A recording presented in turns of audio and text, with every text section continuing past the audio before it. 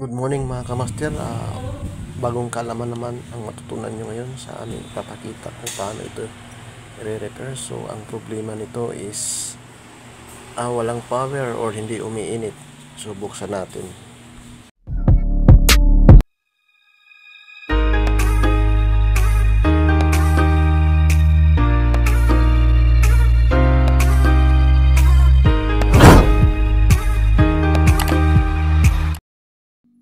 Ayan mga kamaster, kung makikita natin is yung plug niya is nasunog na. So ang unahin natin pag-check is yung AC plug kasi walang power.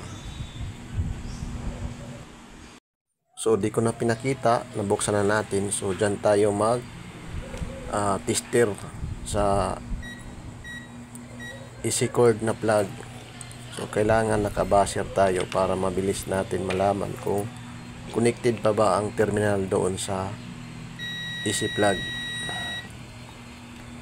Nahihirapan tayo pag tester kasi yung isang kamay sa camera tapos yung isang kamay doon sa tester.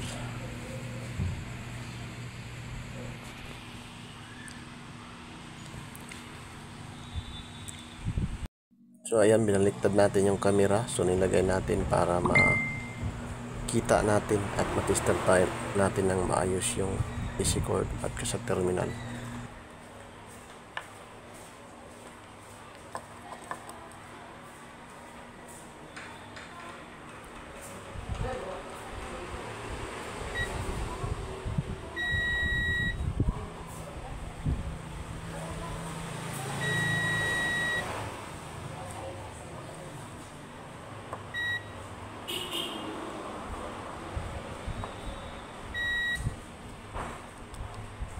Yung na-check natin yung AC cord at sa terminal, so may buffer naman. So kaya siguro nasira to kasi pag sobra yung tubig puno, sa sobrang init nalulusaw yung wire. So ayan, kailangan palitan natin ng bago. Din kaya walang power kasi yung wire dyan is kinalawang na, parang naggamok na sa katagalan kasi ulit pa pala ito.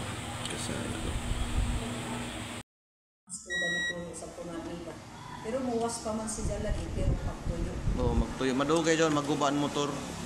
Kay moagas manan ko. Good yung heater. Saksak natin mga kamaster. Yun natin. Ayun, may ilaw na. Hintayin natin na magkat.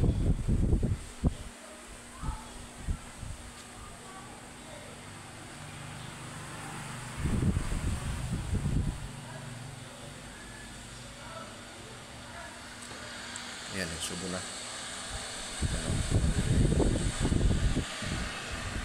Lagyan natin ng tubig na malamig.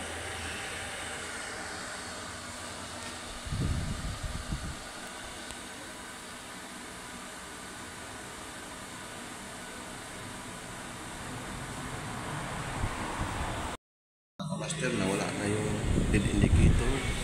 Hindi nag-book na. Yan, so mainit na. Tayo natin sa baso.